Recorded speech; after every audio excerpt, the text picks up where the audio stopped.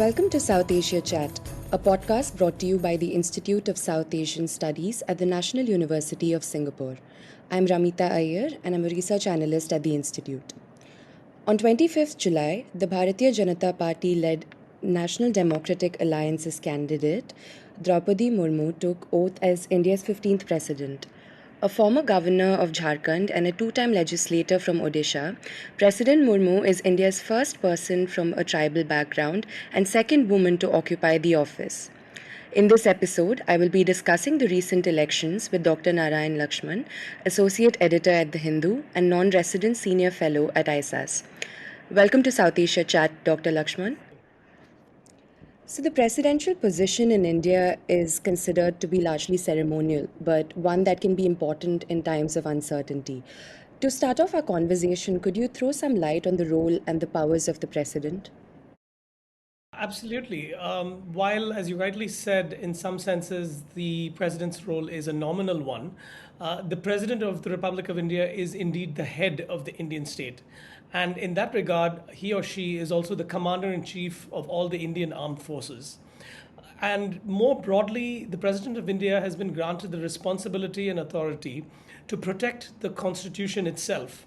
And towards that end, enjoys powers that include legislative, executive, military, the power to appoint, and the power to pardon. So legislative powers include the President's power to actually dissolve the Lok Sabha. A bill that has been passed even by both houses of parliament can become law only if it receives presidential assent. And the president has the power to nominate 12 members to the Rajya Sabha based on their accomplishments in their respective fields. And finally, and quite significantly in the times that we live in today, the president, and at the state level this also applies to governors, the president has the power to send back a bill to parliament for reconsideration by parliament, unless it is a money bill or a constitutional amendment bill. So in this regard, the legislative powers of the president are quite deep. Executive power goes back to the nominal power of the president in the sense that while yes, it is the prime minister and the cabinet of ministers backed by the power of parliament who make executive decisions, the president signs off on all of these bills. So in that sense, it is in the name of the president. So executive power closely converges with the nominal power that the president has. The president, however, again has significant real-world powers in that sense when it comes to appointing key officials within the Indian constitutional framework. So the president has the power and responsibility to appoint the Prime Minister of India. The president appoints the Chief Justice, which is extremely significant. The president is also the appointing authority for states, and he or she has the power to dismiss a governor who has violated their constitution in the commission of their acts. Other than this, there are miscellaneous other posts that the president has the power of appointment for, including ambassadors to other countries and so forth. Militarily, there is again a very significant role that the president plays as the commander-in-chief of the armed forces. He or she has the power to declare war, indeed, and to conclude peace with any country. Of course, here too, it is on the advice of the Council of Ministers, headed by the Prime Minister. Finally, all treaties with any foreign countries are signed in the name of the President of India. So there too, the President, while it would be unlikely to have cases of them withholding assent when the treaty has been negotiated already by the Council of Ministers led by the Prime Minister, the role that the President plays in this regard cannot be overlooked. Finally, and in a jurisprudential sense, the President has the power to grant pardons if the punishment for the crime is an offense against the union law and granted by a military court, or the punishment is that of death. So in the case of the death penalty, commutation and pardons are possible by the president. So just given this, you can see the absolute breadth of power that the president of India has, and one would be tempted sometimes to say that all of it is nominal, but in fact, and in the actual carrying out of duties, especially with regards to the bills passed by Parliament, and in the relationship that the President has with governors and the governors' roles in different states, it can be quite significant. It can have real-world and immediate repercussions in terms of governance across the country. Coming to the recent elections, ever since President Murmu was announced as the NDA's candidate, much has been discussed about her caste identity. She is the country's first Adivasi or tribal president. So, what does this really mean for a country like India? So let me just provide a little background in terms of the actual election of the president themselves. So as you said, on July 18th, the election began. By July 21st, it was concluded, and President Murmu was elected to the role. She was elected under Article 62(1) of the Constitution, which says that an election to fill a vacancy caused by the expiration of the term of the office of president shall be completed before the expiration of the term. And that is President Ramnath Kovind, the former president. His tenure ended on July 25th. So the actual election itself was conducted by the Election Commission of India, and as we know, unlike the election to Parliament and to the state assemblies, this is an indirect election, if you will. The 5-year term that the president enjoys is based on election by the MPs, the members of parliament of both houses, and MLAs, that is, members of legislative assemblies across states. And as per the 1971 census, the votes of all of these electors, if you will, it's in a sense similar to the electoral college that you see in the United States political system. But here, the value, the weightage assigned to each elector, the value is determined by the population of each state, and that determines the voting power of each state in total. So this will also have ramifications when we later analyze which parties voted for and against this particular candidate. And to seal the election and to win the nomination of a candidate requires at least 50 electors as proposers and 50 electors as seconders. And they have to win 50% of the total vote plus one additional vote. So now coming to your question about caste identity, it is certainly significant that President Murmu is India's first Adivasi president. She is from the tribal community called the Santal from Odisha. And her election to the highest office of the country comes 101 years after two tribespeople were elected to legislative bodies in colonial India. So in that sense, it marks a long arc in the very gradual rise of appointments and political power being granted or won indeed by tribal people across the country. So the founding figures of the Republic were acutely aware of the socially and economically disadvantaged position of tribal people, and they had made special provisions such as the 5th and 6th schedules of the Constitution to alleviate and mitigate their conditions.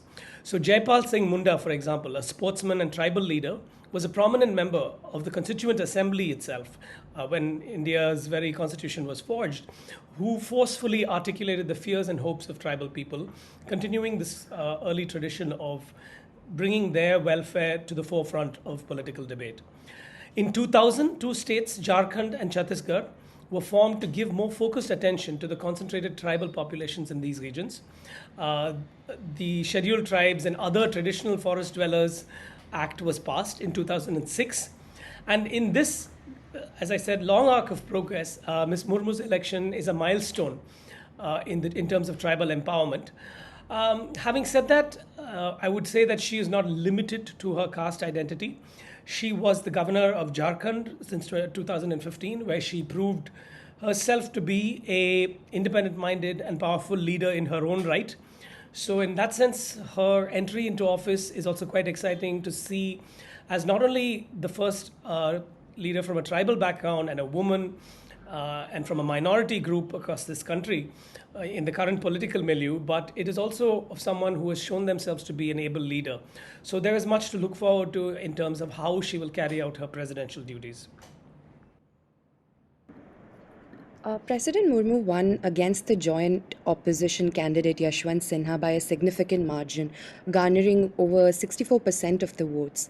What's interesting is that the final vote count suggests that a certain number of voting MPs and MLAs, that's members of parliament and members of legislative assemblies, they've defied their respective party lines and voted for President Murmu. Would you view this cross-voting as another crack in the opposition's unity? Absolutely. So also on your earlier what we discussed, let me just add that the BJP has certainly done very well in this regard in terms of bringing to the forefront a leader such as Droupadi Murmu, because in a sense this is very astute political configuring by the Prime Minister, where, as you said just now, in terms of the opposition reaction, it gets hard for any opposition party to really pitch its voice against such a candidate who not only represents the tribal community, but she's a woman, and there's ongoing discussions to bring women to the forefront of politics in India as well. And at the same time, she is a minority community. So I think in this sense, Prime Minister Modi has, this is a masterclass by him. He has actually brought to the forefront a leader who likely will be aware of and be, in some cases, possibly sympathetic to the politics of the BJP and its alliance, which is not surprising. Again, that is always the case. But at the same time, she, in her own right, as I said earlier, is a strong leader and will take a stand on issues based on her own governance experience.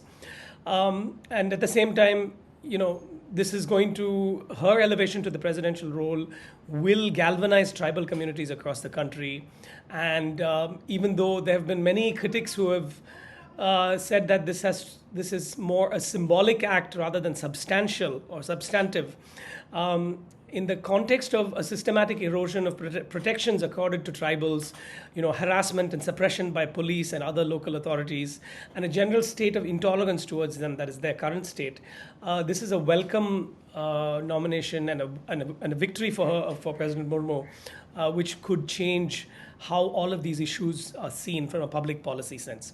So now let me get more specific on the question of the opposition that you mentioned. Indeed, Droupadi Murmu won 64% of the votes polled in the election, and she left around, I think, 36% for Yashwant Sinha. States where Ms. Murmu won more votes than the number of MLAs in the state assembly who belong to the BJP include Assam, Madhya Pradesh, West Bengal, and Maharashtra, possibly some more. And there were likely votes from the TMC, the Trinamool Congress in West Bengal, and from the opposition parties in Bihar and Chhattisgarh. Similarly, there have been reports that 17 members of parliament from both houses of parliament and 126 MLAs from across the states supposedly defied their party whips or their party lines and voted for now President Murmu. So many regional parties, although they had political reservations against the BJP, including, for example, in the south most strongly, states such as Tamil Nadu and Kerala, had indicated their willingness to see Ms. Murmu in Rashtrapati Bhavan. And quite to the surprise, and this is a point that the BJP made a very clear sort of victory statement over, is the fact that President Murmu won an unexpected vote from Kerala, where the BJP's NDA does not even have a single MLA in the 140-member assembly. And so this is seen as, extremely astute, as I said, political posturing by the government. And the bigger question to ask is, what does it mean for the opposition in the broader context?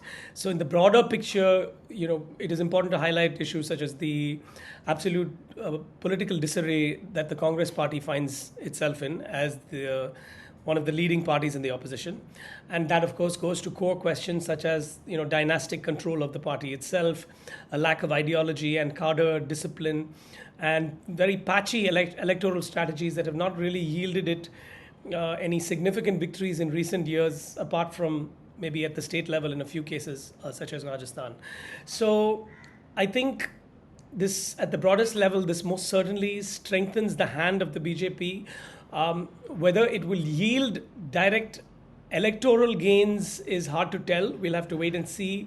We'll have to see whether, for example, the BJP and its allies will go beyond the election of just President Murmu to engage the tribal communities across India more significantly in terms of welfare measures, in terms of human rights, often where there are allegations of overreach by law enforcement in tribal areas, and whether overall they will be mobilized politically as a group to deliver electoral gains against the BJP. So that is still remains a question mark.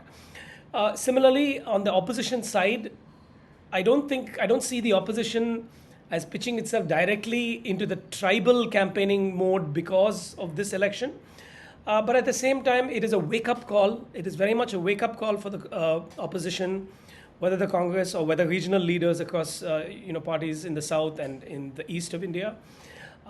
It is a wake-up call to pay attention to marginalized communities, to tribal people, to scheduled castes and scheduled tribes, and to actively work on critiquing the governments which are in power to enact policies for their benefit. So in that regard, the election of President Murmu goes beyond symbolism. It has very real world echoes, and it is over time that we will see whether it impacts policy and election results in the way that people hope that it will. So one of the things you briefly touched upon was the role of the BJP. So the NDA's candidature of President Murmu was seen as a masterstroke move, as you mentioned, for choosing someone that most parties would find difficult to oppose in a way. So what are the potential political gains that you see for the BJP from this election? So I think the BJP will definitely see this as one additional arrow in its quiver of its campaign to broaden its social base. The BJP, let's just take Tamil Nadu as an example. Okay, the Tamil Nadu is a state where you've had the Dravidian movement. You've had lower castes mobilized for the best part of 50 years by the Dravidian parties, the DMK and the AIA-DMK. And they have built enormous electoral success on the back of such mobilization, to the point where national parties such as the BJP and the Congress, even the Congress, which has been a presence in the state for a number of decades, are reduced to a absolute minority party in the state assembly. And I think in such cases, the BJP has, in the south especially, been seen as a party of the north. It has been seen as a party of upper castes. It's been seen as a party of Hindutva and Hindi, the language. And it is seen in a sense as being too remote and far away. And in a sense, its very presence and attempt to engage in political activity in Tamil Nadu is seen as antithetical to state autonomy. Because state autonomy has been hard fought for in states like Tamil Nadu and so forth. Ever since the time of independence, it has taken a different shape. This campaign for state autonomy has taken many different shapes across states such as Kerala, Tamil Nadu, even Andhra, to an extent Telangana and West Bengal. So these are states where the strong regional movements or social movements have embedded themselves very deeply into the polity. And that makes it harder for a national party which is seen as an alien party, in a sense, alien to the regional and local population, to make an inroad into the politics and expand its footprint in the legislative assembly and ultimately, of course, capture power. So in such a case, whether it is by having a president who is from a tribal community, or whether it is by, let's say in the case of Tamil Nadu, winning over into its cadre, or recruiting into its cadre an increasing number of leaders who have earlier been associated with the Dravidian movement. That is the means that the BJP has and is actually utilizing as an active strategy these days to in a sense change the mind of the voting electorate here, and to be seen as part of the political milieu rather than as an alien entity. So in that regard, I think this process, I use the word social re-engineering, this process of socio-political re-engineering is extremely gradual, but it is extremely powerful. And it goes to all levels. It begins with moves such as the elevation of President Droupadi Murmu to her office as she occupies now, all the way down to the village level, let's say in a remote part of rural Tamil Nadu, where the BJP and its allies, such as the RSS, are quietly promoting Hindu festivals, or they are quietly, contributing funds to build up temples, things like that. Socially and socio-politically, there is a deep process of engagement and transformation, which is definitely helped at the highest level by the elevation of President Murmu, and at the sort of foot soldier and grassroots level by a lot of the other work that the BJP is doing across states. So, in that sense, I see this as one more, as I said, arrow in the quiver of the BJP's multifaceted, multidimensional campaign to gradually transform the very nature of Indian politics more in line with its own political vision.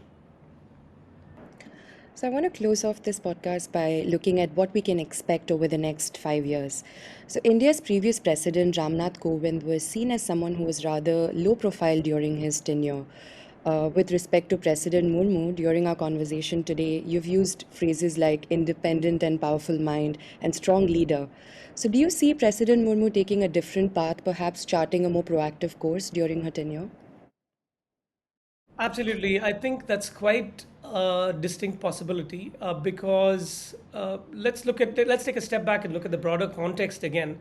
President Murmu comes to power, comes into office at a time when increasingly, especially in opposition-run states, governors are taking an extremely proactive role to the point where they are being questioned in some corners for political overreach. So let me give you examples. So again, coming back to my home state of Tamil Nadu, we have a governor who has inordinately delayed a bill that the state government has tried to pass for several months on NEET, which is the National Eligibility Cum Entrance Test, which is for medical school. It's like the entrance exam. And while there's a mandated common test across the country, the Tamil Nadu government has taken the view that such a test would benefit only the upper classes of the state, because in order to prepare for it and succeed, you need additional inputs, for example, private tuition lessons and so forth, which the poor, who are primarily in government schools across the country, often Tamil medium, are unable to master, to excel at, and therefore gain entry into medical school.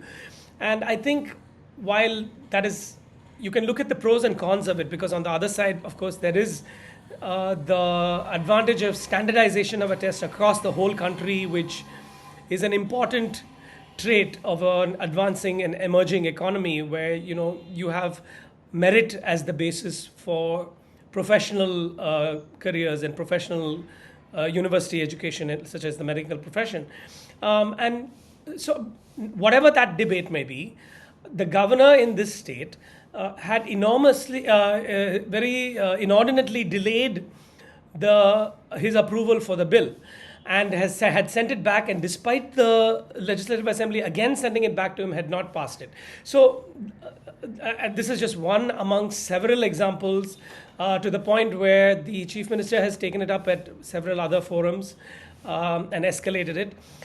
Similarly, in Kerala, there have been cases of, I'm not precisely sure which sectors, but there are multiple policy areas where the governor has been seen as overreaching the constitutionally mandated position. So again, this goes back to your first question, which was what are the powers enjoyed by the president, and the mirror reflection of that at the state level are the powers of the governor. While they are not entirely nominal, they very much fall within the bounds of acting within the aid and advice of the executive. So the executive being the prime minister and the cabinet of ministers at the union government level, and the chief minister and the state cabinet at the state level. Whenever a governor or a president steps beyond these boundaries, especially in the highly contested political configuration that you have in India today, that authority, although they are a constitutional authority, faces the risk of being dragged into pork barrel politics. So the pushes and pulls of party politics. And that whichever way you look at it, that is beneath constitutional office, that is extra constitutional, and that is not a desirable state or a quality of politics that should be that should prevail in any state across India. So while one way of looking at President Murmu's future prognosis into her future, or looking at how she might act in office, one way is to say that, look, she has been an extremely independent-minded and powerful and thoughtful governor since 2015 in Jharkhand, and hailing all her experience coming up as a grassroots leader. The other is to very much hope that she will tread also with the due amount of caution and sensitivity to the political balance between the BJP at the center and certain states where non-BJP, non-NDA parties are in power. And that includes specifically awareness of the sort of seesaw, the push and pull of what is happening between each of these state governments and the governor as the constitutional authority in each of those states. If she is able to navigate that successfully and is seen as a fair and just leader in that context, I have confidence that she will not only make a name for herself in the history of in Indian presidential politics, but she will also be seen as a leader who truly made an impact coming from the background of the tribal community. Well, thank you so much for joining us today, Dr. Lakshman. Thank you so much. Thanks for having me. You were listening to South Asia Chat. To learn more about our work, visit us at isas.nus.edu.sg. You can also get updates on social media. We're on Twitter, LinkedIn, Facebook, and Instagram.